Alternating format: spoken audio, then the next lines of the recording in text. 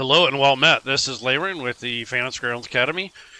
Today we're going to take a look at the One Click Druid Essentials. So this is from Diablo Bob and Team Twohy. So if you have a Druid player in your party and you need a solution as to how to handle that, there are a few ways to do it. I'm going to show you the One Click Druid Essentials. It's for the 5e Rule Set. There is a more generic token swapper extension, but it doesn't have quite the same functionality. And there are also other publishers that have made other Druid Wild Shape extensions. This just happens to be the one that I'm most familiar with.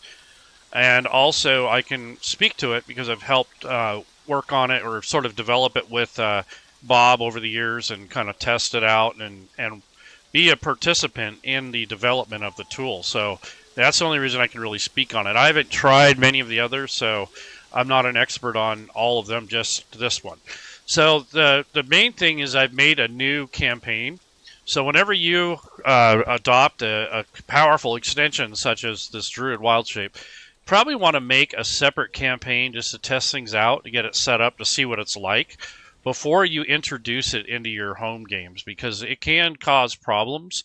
And if it causes performance issues and that sort of thing, you kind of want to know that ahead of time before you unleash it on your players. So that's just a tip or some advice that you might want to take heed to if you're going to be using extensions quite a bit for your games. But the main thing here is that I have a new session. This is a 5e campaign.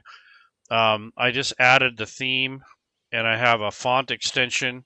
And then I need to enable the actual extension for the wild shape. So I'm going to come down this list of different options here for extensions. I'm going to put on my pointer here so you guys can see what I'm pointing at. So as you can see, I got a lot of extensions, but I don't use very many of them. I use them occasionally for different reasons and for doing shows, but when it comes to actually playing or using them, I try not to use too many. So this is the 5e Critically Awesome Essentials. So what is essential about this is that when you first install it, you want to also make sure you don't have an older copy around. So if you had previously purchased it on the DM's Guild or somewhere like that, it has been migrated over to the Fantasy Grounds Forge. So the Forge offers you another place or option to buy this. So this can be subscribed to and purchased through here. So this is a paid extension and module. But once you load it and you have your list over here on the right, sometimes it will only show the oldest content. So if you load it, it's going to probably show other things that it might be prone to errors. So if you are of a like mind and you want to try to troubleshoot this, first thing you want to do is go to your menu folder on the top left corner of Fantasy Grounds. And then you want to come into extensions and double check to make sure that you do not have two copies of the Critically Awesome Essentials. And it might just be a slight naming convention difference or whatever, and then also look at the date on it. And that will help you determine which one you need to get rid of. And even if you delete it and you reinstall Fantasy Grounds or whatever, and you update Fantasy Grounds, once you have the extension on the Fantasy Grounds Forge, it will automatically update. So you won't have to manually mess with it after that.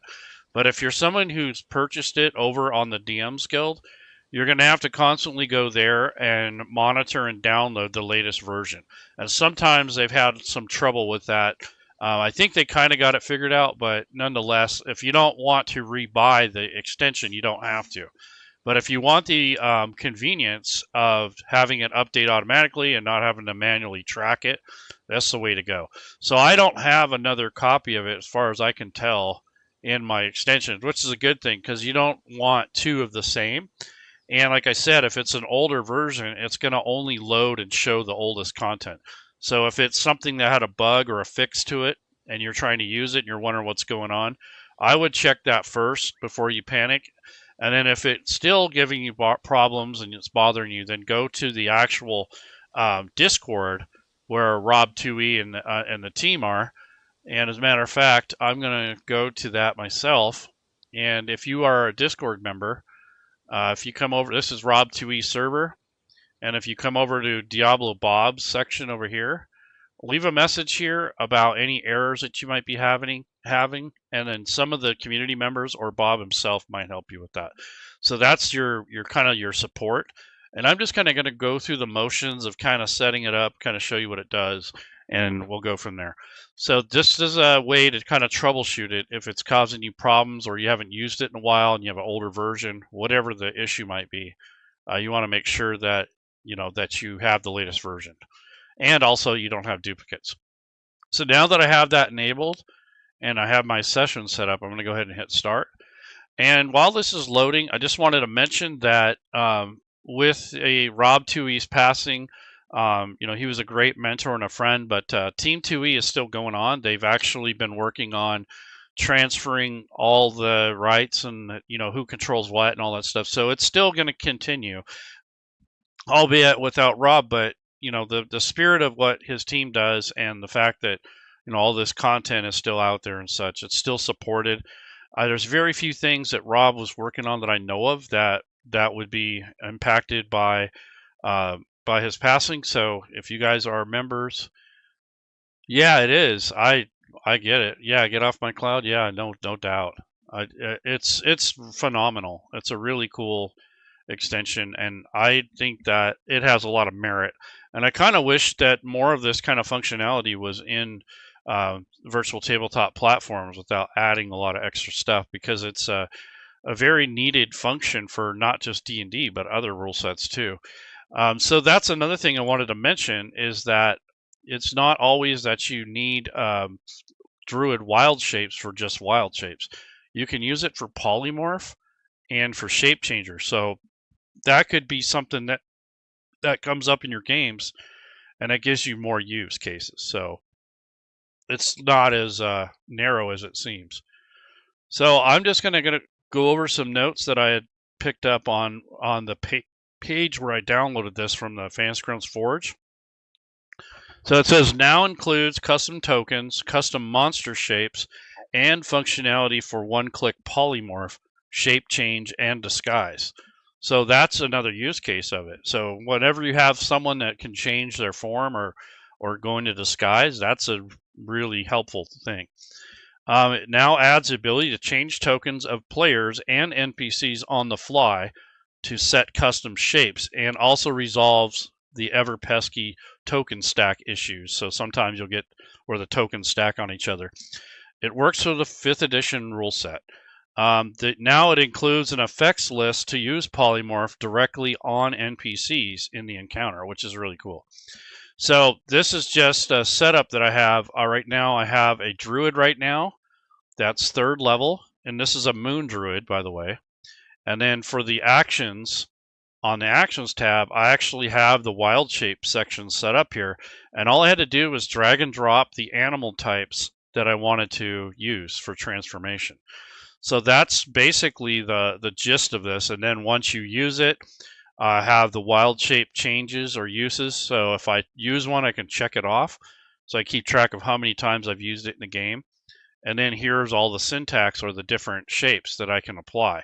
So usually this first button will be the one that actually transforms. So it will temporarily sub out your stats for the animal shape, and it will switch your token, so you won't have the same token. The other ways of doing this, the old way, the vanilla way, is tough. Back then, you had to share the NPC record, take the druid off the combat tracker, which messes with things, and then you had to put him back on, or you had to temporarily make him unconscious, essentially, so it would skip over. Make a druid. Yeah. Duly noted. Yeah, make a druid. Yeah, so make the druid first, and then on the actual content, I have the extension loaded, but also in your modules, you need to have these loaded. So these are where the wild shapes are stored and all the excess effects.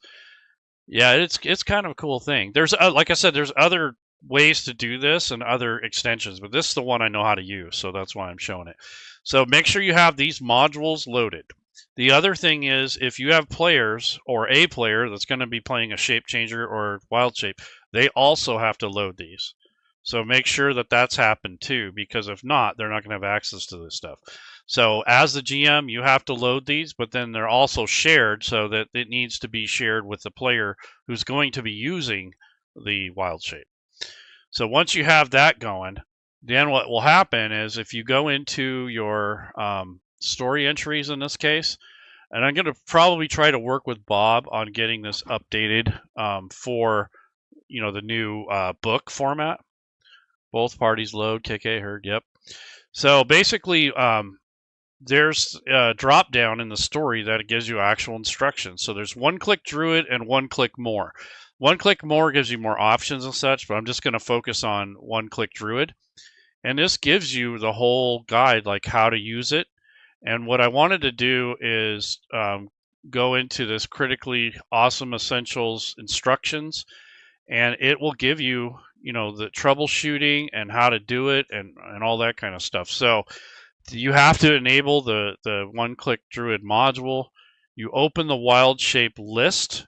So there's two lists. There's one for a non-standard druid for the moon druid, and then one for the moon druid or such. So moon druid has a little bit more access to the animals, and that's what I have. This is an actual moon druid build.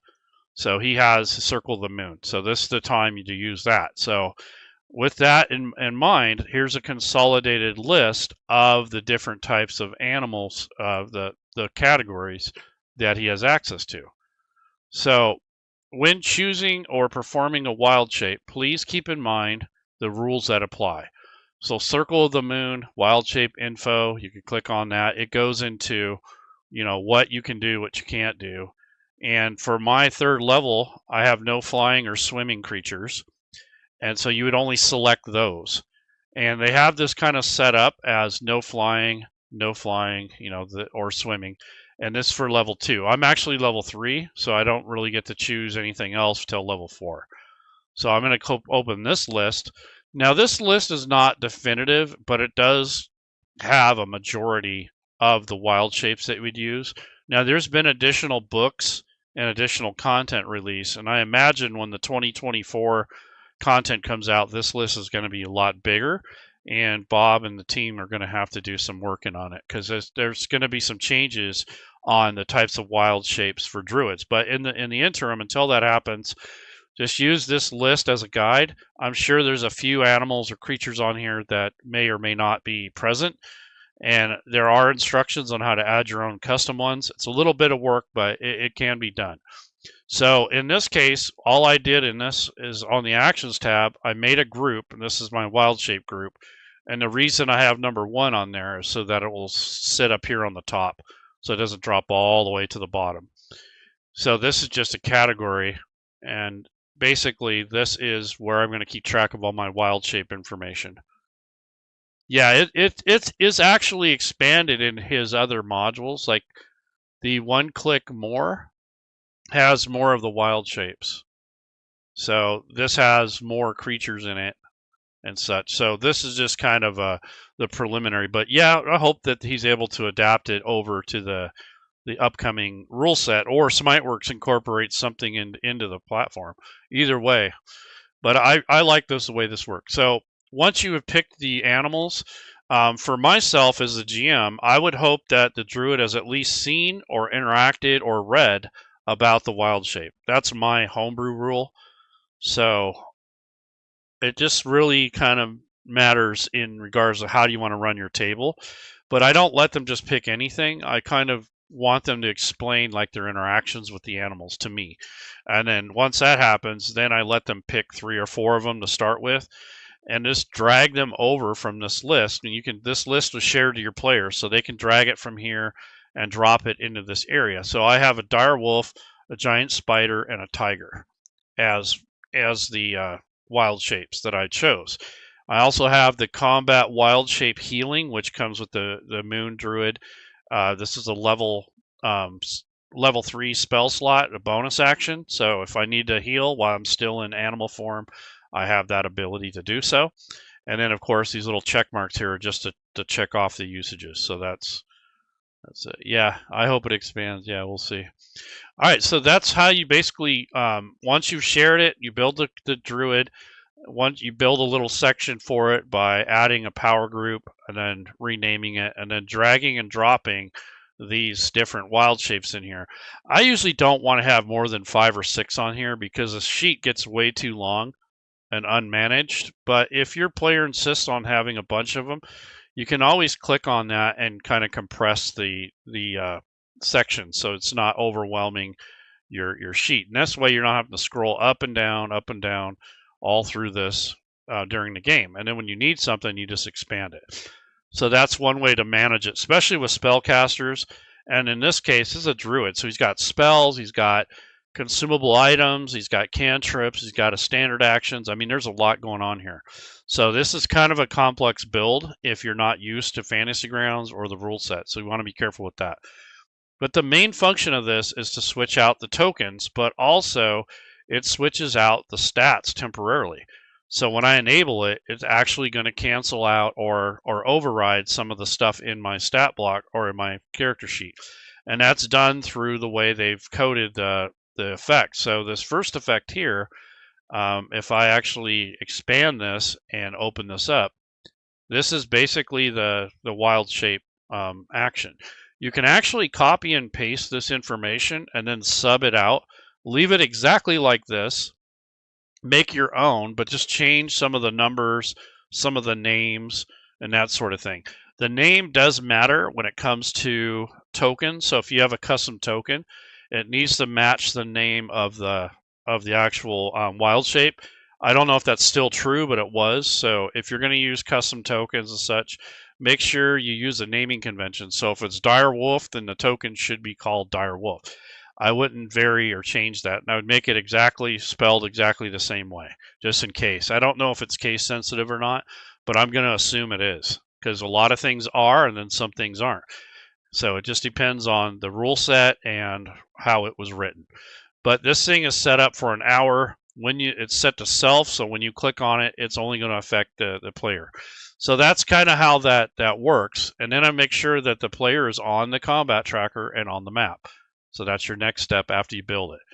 I have a couple, I'm going to demonstrate this. So I have one encounter of 3 orcs all ready to go. They're down here in this right corner.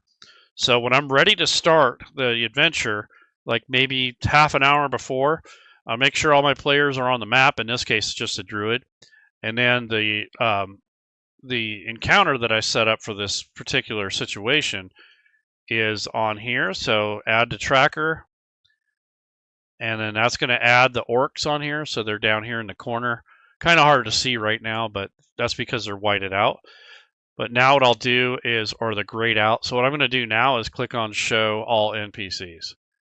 And then if I want to recenter the map, you can use this zoom to fit, or you can right click, go to view, and then I'll do like zoom to fill to kind of expand it out a little bit more so you can see what's going on. So I had the encounter linked to the map, opened up the encounter, sent the orcs over. There we go. So now Bob's your uncle. And then for the map, this was a this was a static map, like it was just a plain map. I added this little bit of trees and flowers to kind of give it a little bit more life, and then these birds that are circling around above. So it's like a druid's grove, and these orcs are actually invading his territory. So I'm going to do the wild. We'll do a little combat kind of see how this works. So basically, he heard them coming, so he's not surprised. And the animals told him, hey, something's not right here. So that's something that you'll have to determine, at the onset of the encounter. So I'm going to roll initiative. Right now, the orcs already have their initiative, so I'm just going to roll initiative for this character. And since I only have this one to operate, I'm going to use the initiative roll, and I'm just going to drag it down to the hotkeys. So I don't have to keep coming down here or to this page. And then for this, I think for the druid, I think I'll take nature and then probably perception, even though I'm not proficient with it, because that's pretty common. And then maybe one other. Maybe animal handling, history, medicine. Yeah, I'm going to do medicine actually. So I just shortcutted those just to make it more convenient. And then as far as passing your turn and such, I have these guys here. You can use that button up here, the next action thing, or you can use this down arrow. And I generally put this down arrow down here in the chat area. I'm going to go ahead and select the first combatant here, and then I'm going to do a menu, go to initiative, and I'm going to roll just for the PC. So he rolled a 6, so he's not going first. So here's what happens. So he knows they're there. Okay, it's not he's not surprised. He actually, like I said, the birds and the animals told him that there was danger. So he's kind of set, kind of waiting to see what's going to happen. So this guy here is going to move up about half of his movement to kind of test the waters. So in order to emulate that as a game master, I have to hold down the Alt key and move it. So he's going to move about up to there. So not all the way, but he's going to move up half or most of the way. And he's going to chuck one of these. He's got a javelin. And I don't know how many he's carrying. So if I want to know that, I click on this little brick here, and that brings up the stat block, and I'll move it over here. So the first time you open that up, it's going to open in the middle. So I usually move those over once that happens. It doesn't say how many he has, but I assume 1 or 2, so I'll just say 1. So from his sheet, I'm going to take the javelin attack roll, and I'm going to drag and drop it onto the druid. And if I want to know the distance, I can hold down the right control key and click on the target. So he's 90 feet away. So he's targeted now. So all I have to do is double click on the attack roll, and that will give me, he missed. So he probably threw it and it went over his head. Like he just chucked it. Because he was kind of running, and maybe it was kind of a lazy throw, or maybe he's just too excited or whatever.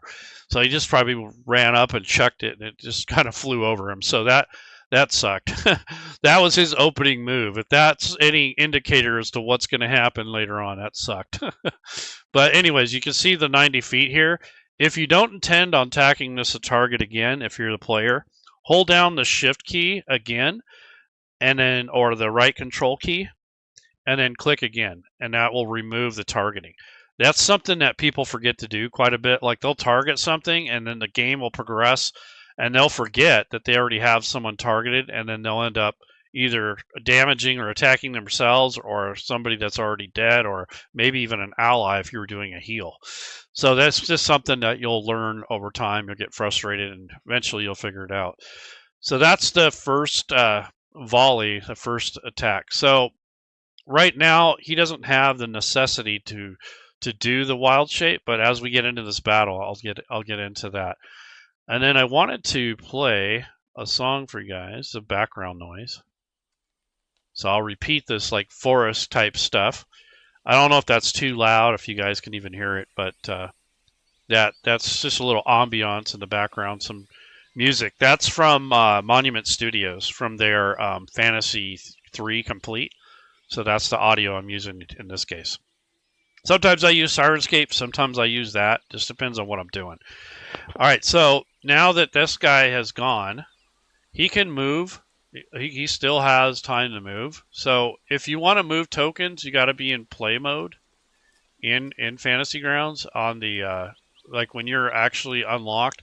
It needs to be in this play mode. So that's what that's for. And then you can go ahead and lock the map. And when you lock the map, it usually defaults to play mode. So he's going to move his extra 10 feet to kind of close the gap. So I'll have him move.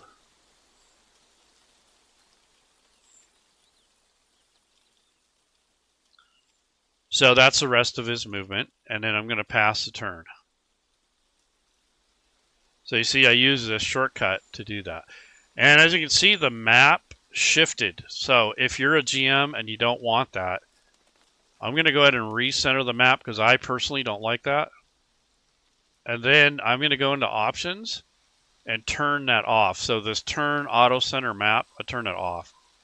Forgot to do that. So this is something that's per user. So players can leave it on or off if they want. I just don't want the map to move around anymore. So I'm going to move this guy. The other way you can move other than dragging is you can hold the control key. Make sure you have the token selected.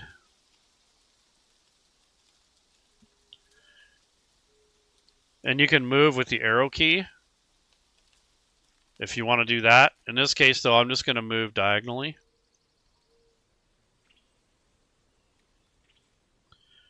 So that was holding down the Alt key as the GM. The players don't normally have to do that unless they have a companion animal. So he's moving up too, and he saw that his friend had failed, but he's going to try his own attack on this. So I'm just going to have him drag and drop it. Since it's only one javelin, and then won't use it again.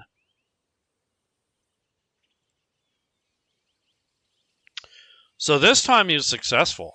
So now I'm going to drag and drop the damage.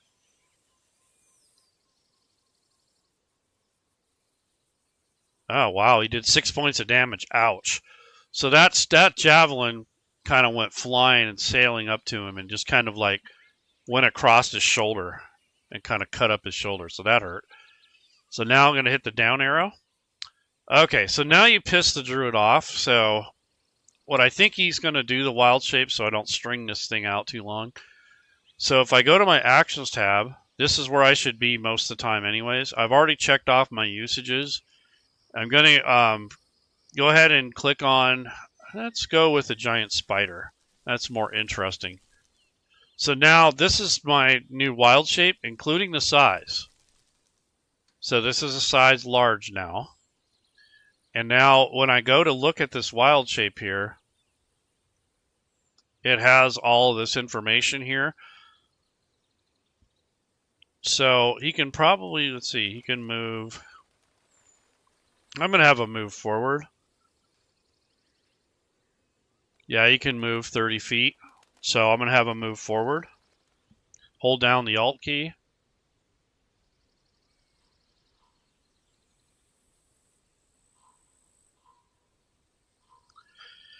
And I'm going to have him use his web feature. So with this shape, he has a web attack. So it's a ranged attack. And it has got a recharge of 5. So I'm going to first do the attack roll. So I'm going to attack here.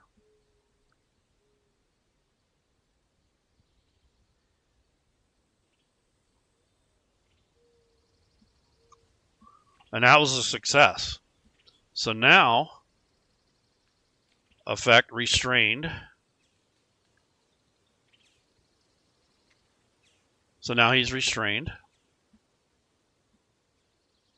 And then I have to put the recharge on myself. So what that'll do is keep track of when I can do the web again.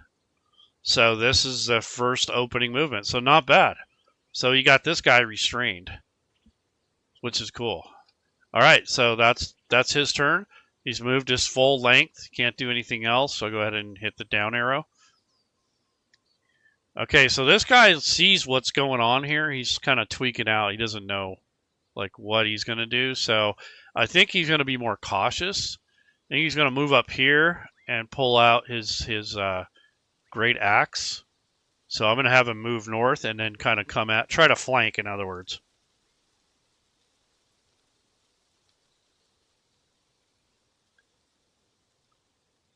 So he's going to end his turn there, and he's going to pull out his battle axe.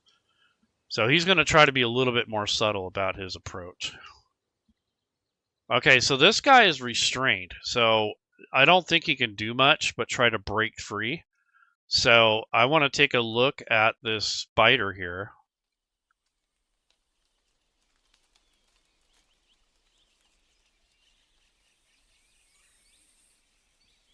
So he can do that. Web can be destroyed. Armor class 10.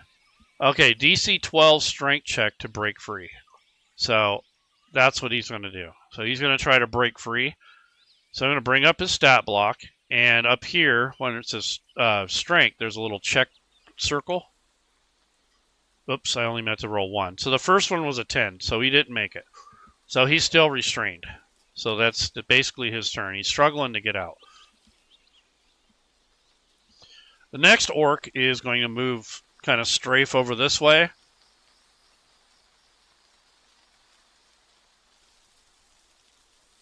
So I'll leave that there in case I need it. So he's going to kind of come over this way. So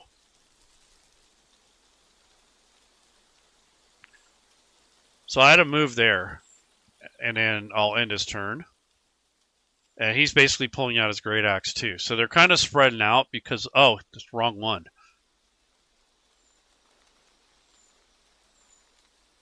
No, that's the right. Is that the right one? Yeah, this is not the one that's restrained. There we go. This is the one. I'll have him move. I moved the wrong one.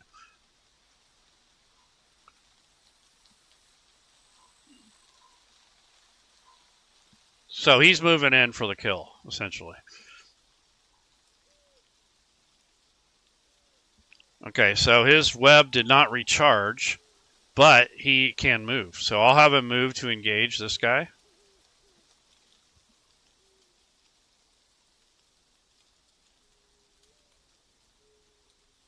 So he's right up on him, and I'm going to have him do an attack. So I'll bring up his sheet and go to this wild shape here. So there's an attack roll and damage. There's a save and a poison. So I'm going to do the first initial bite, and then we'll do the rest if needed. So he landed this big old, comes chomping down on the guy's shoulder. And then I'm going to take and do the initial damage. So here's the piercing damage. Not a lot, but, you know, it's something. So that's 4 points of damage. Now I got to roll the saving throw for half. So he succeeded, but he's still going to take half damage from the poison. Ouch. So he didn't take as much damage, but that essentially dealt with that. So now they're engaged in melee, and you can see his status is now orange. So that tells you he's hurting. Okay, Orc 2 is going to move in. I'm going to have him dash this time instead of walk. So he's going to rush in from this angle.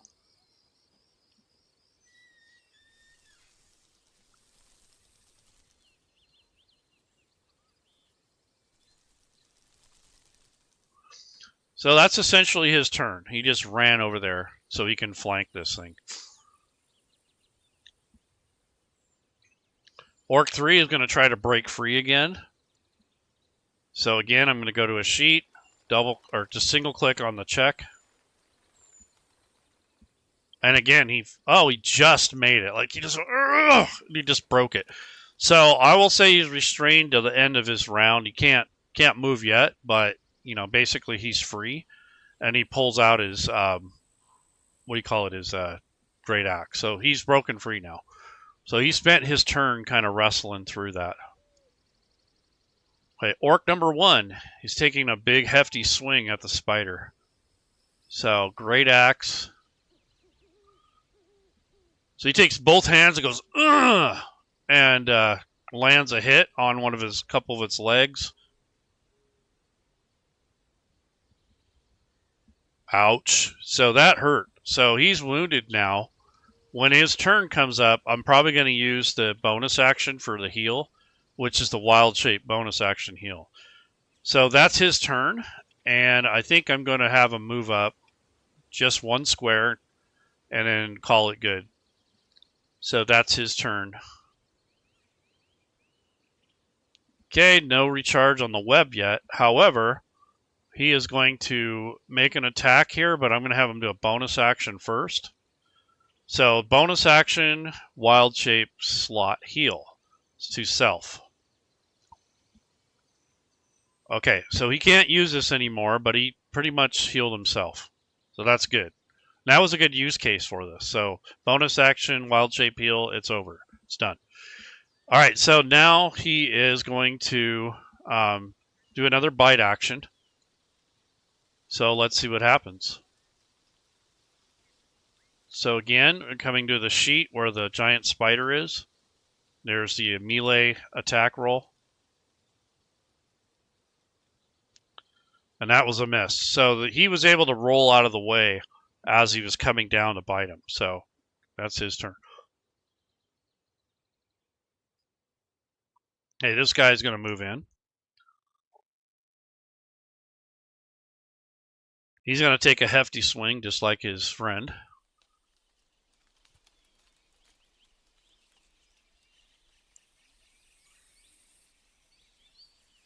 Yeah, he comes in swinging and missed. Probably just like almost lost his balance. So that's his turn. I think he's going to move over here. Just one. And then that way they'll try to get flanking on the spider.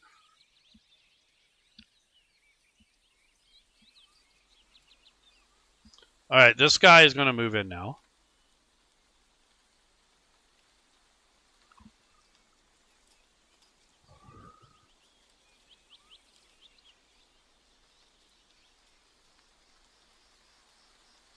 And I need to remove the restrained effect. Otherwise, it's going to impact the game.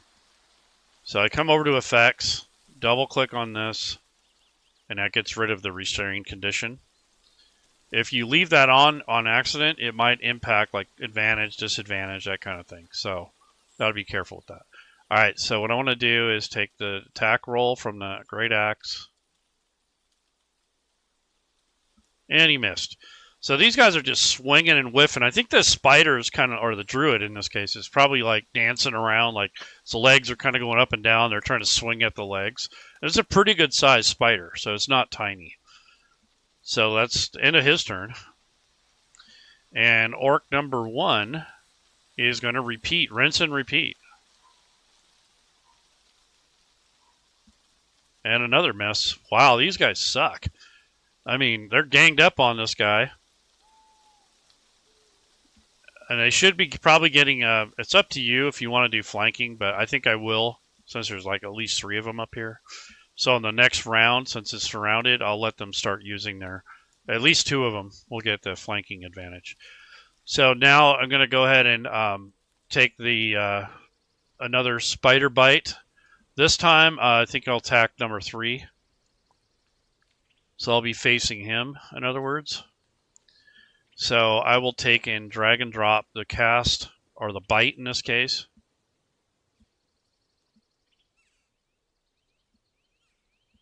And that landed a hit. So he came down and his big fangs like pierced him in the shoulder.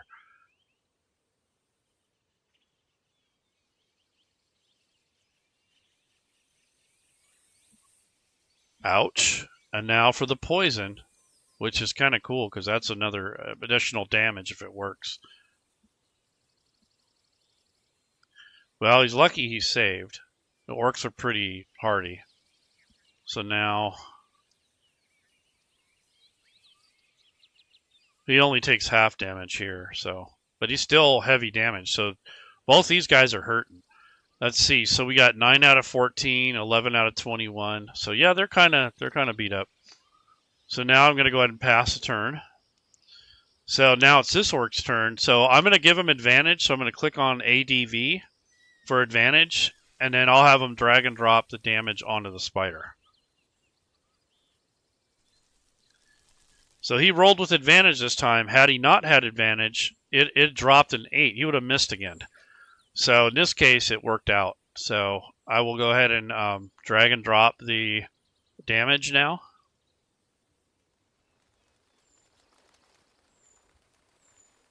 Ouch.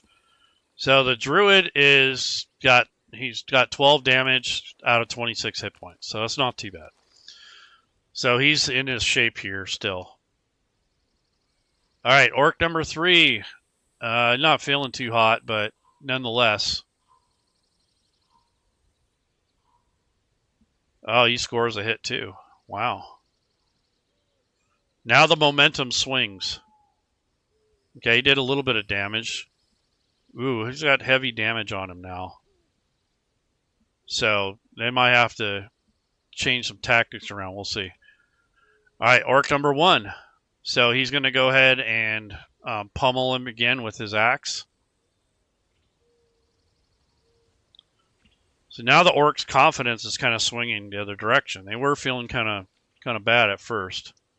So that's an attack, and I'm going to drag and drop the damage. Ouch! Okay, so what you see here is now that the damage has succeeded or has gone beyond the wild shape, he now reverts back to his normal self. So this is how this works. So now that effect is gone. I do need to manually remove the recharge effect because he's no longer a spider, so I went ahead and removed that. And now he's back to his regular form, and it's his turn. So what I'm going to do is he's got 7 out of 36 damage. So I think wisely I might use a spell or something. So there's guidance. I might do healing word, maybe even entangle. I got flame blade. I don't know. What do you guys think? I have a potion of healing that I can drink, but that's only 7 points of damage. I think he can go another round. Healing word. Thunder wave would knock some of these guys back. What do you guys think if I do thunder wave on one of these guys? I think I'll do it on this guy. I don't know. What do you guys think? Tactically, I'm kind of surrounded. I got entangle, but that's just going to slow him down. Healing word, flame blade, nah.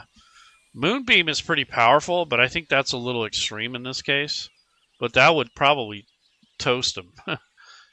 I don't know, maybe I will do Moonbeam. Let's see what we got here. Yeah, 5-foot radius, silver high cylinder centered on a point in range. You know what? I'm going to do it.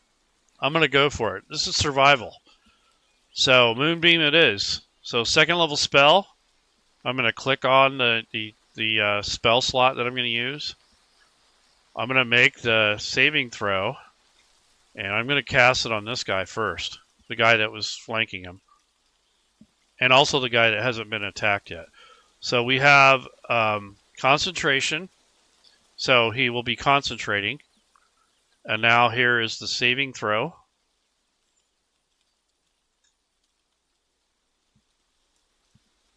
And it failed, so now the damage.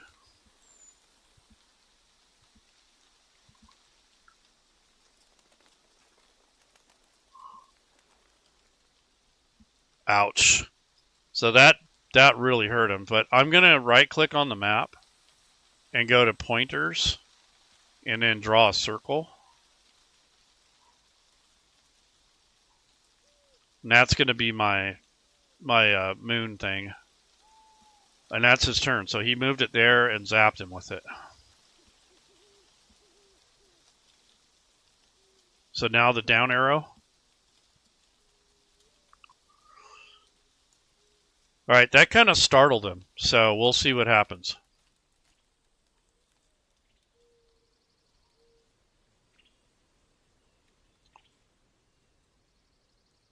And that's a miss.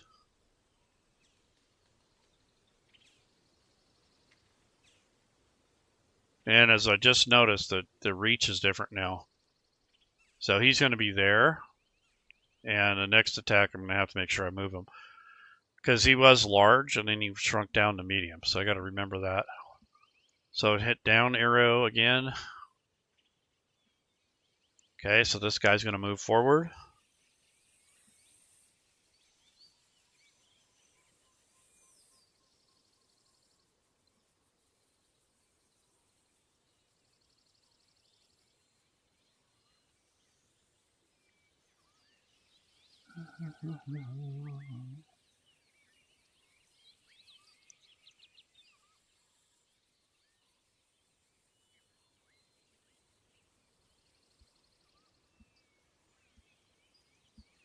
Okay, so he made his concentration check. So he took damage from the axe. The axe came down on him, and he was able to save, make the concentration save. So he still maintains the spell. Okay, orc number 1.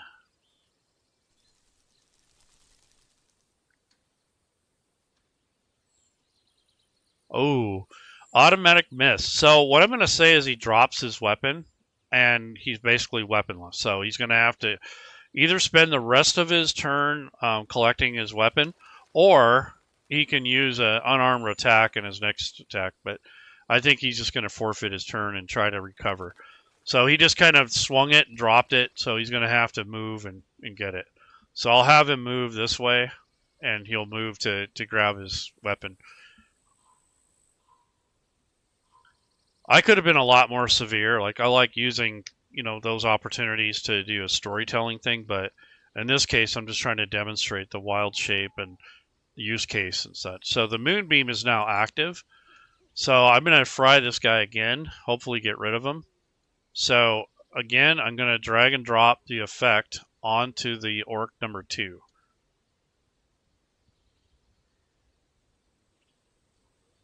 Let me see.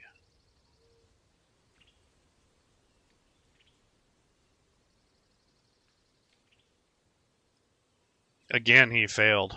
Wow. Okay.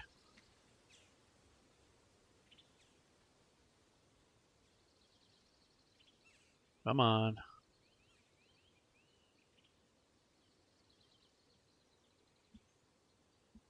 Ouch. So that took him out. He's unconscious. He's prone now. So he's out. I'm going to go ahead and delete him off the map. I don't plan on resurrecting him or anything. And when I do, the little blood splatter should appear.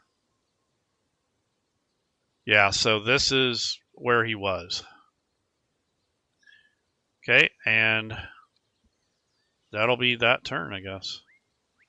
Okay, so they didn't like what they saw there, but nonetheless, they're going to try to take him out. They're not afraid. Yeah, that was a miss. So the momentum's going away. Same with this guy. So he's swinging that axe, putting all his might into it, and he connects this time. And let's see how much damage he does.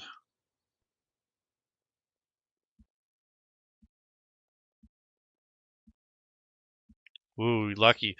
He only took a little damage, but he was able to succeed on the concentration. So next turn, I'm going to actually move the moonbeam over to this guy and do the same thing. Have him make the save.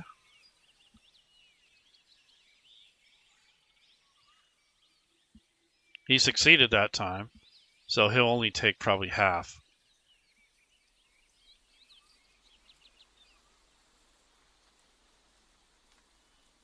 No, yeah, it's half.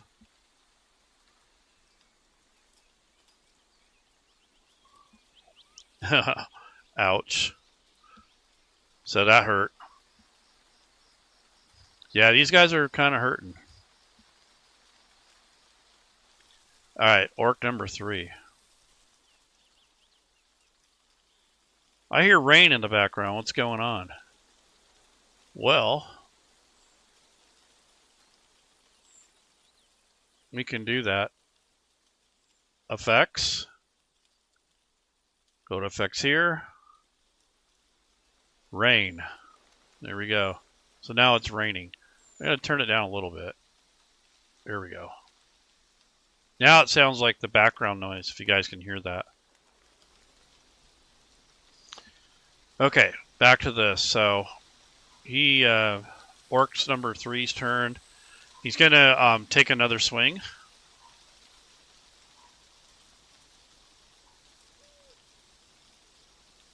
And he missed. What do you know? Okay, this orc, same thing. I'm going to give him advantage for the flanking. And go ahead and do the attack roll.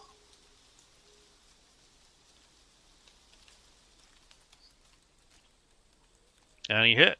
So let's see what happens.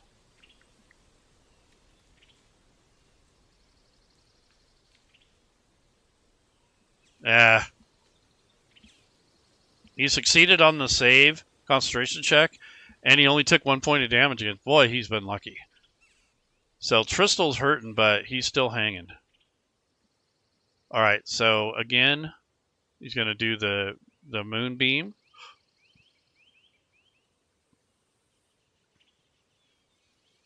Failed, and this will probably take him out, maybe.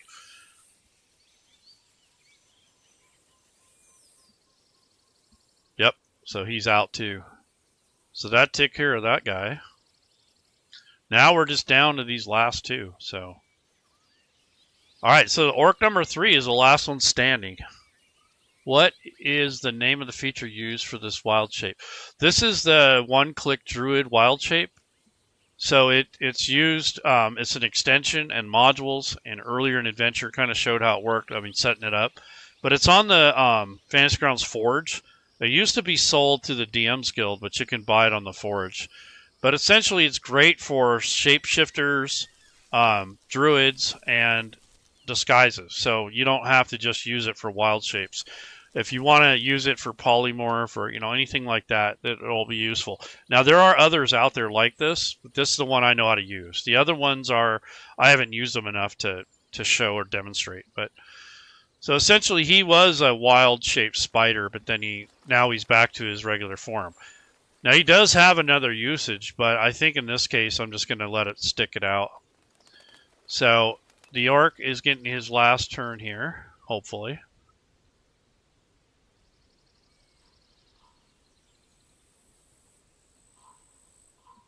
And that connects, so it goes crack on the druid's leather armor, or padded armor. This time, the druid goes down. So the druid's dead now, or unconscious, let's say. Alright, so he's unconscious, and now I'm going to pass the turn to him. And he failed his death save. So, there you go. So the orc is now going to start searching his body. And I'm going to remove... yep. So we'll say he takes a round to search his stuff. And this time, Tristal made his death save. So now the orc's going to try to drag him off. And probably put him in, away from being out in the open. Maybe just to have a hiding spot so he's not vulnerable. So I'll go ahead and roll again. This time he failed his death save. So on the front sheet here, it's keeping track of the saves, the passes, and the fails. So he gets we'll say he gets the druid. Let me get rid of all this other stuff. So delete this pointer. The orc has him up here underneath these trees while it's raining. He's kind of looting his body, I guess. And then I'm going to make one more roll, maybe. No, he made his death save. So he's 2 and 2 now. Now I got to go through it and see if he survives or not. So the orc is just rummaging through his stuff. He's not attacking him or anything. Oh, he's succeeded. So he's stable. He's no longer necessarily unconscious, but now you have to roll a d4. So in about an hour, the druid will wake up, depending. Loot that dead druid's body, yeah, no doubt. So this is basically how it played out. So he didn't actually die. He's just unconscious, and the orc has him. Now, if the orc sees him breathing, or maybe he will hold on to him and tie him up. But essentially, he's a prisoner now, and he's going to feel like crap when he wakes up. So he's got about an hour, and then he'll wake up. So that's basically how the Druid Wild Shape worked, is like you put it on in your sheet here for the actions, and then you use the actions when you want to use a Druid Wild Shape. You can check off your usages if you set that up. And then it has a concentration on it, and if you get hit or whatever, or if you lose like all your hit points, it'll automatically revert back. So it does a pretty good job with that. And I want to take a look at a couple other things. So under spells, this is where these things are stored. Druid Wild Shapes. So these are like the actual the effects that they made for these. And you can make your own. You can just make a clone and just change some wording around. That's basically all you have to do. And then as far as the polymorph goes, here's all the polymorph shapes. So if you have a character that has polymorph, there's all that stuff.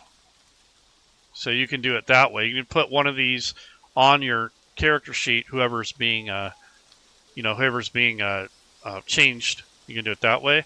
Or you can even polymorph into, or do a, what is it, a disguise.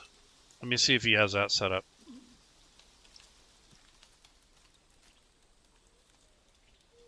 Yeah, disguise. Here it is. Here's disguise. So it's just an action that you put on yourself, and that will give you the, just like a tag, essentially. So you can put that on your sheet if you're someone who uses disguise a lot, like an assassin or some kind of operative, and then that way you can, keep track of that. And then you can see where the bodies went down, where they were dead. But since he didn't die, he didn't leave behind anything, and he's being dragged underneath the tree. But essentially, all I did was I put a little bit of effects on the map, and just kind of brought it to life, made it look a little bit more interesting. Yeah, it's pretty useful. I mean, it's utility. It has its uses. It's not too expensive. I think 1,000 gold is like $10 or something like that, and it already has everything built, or a majority.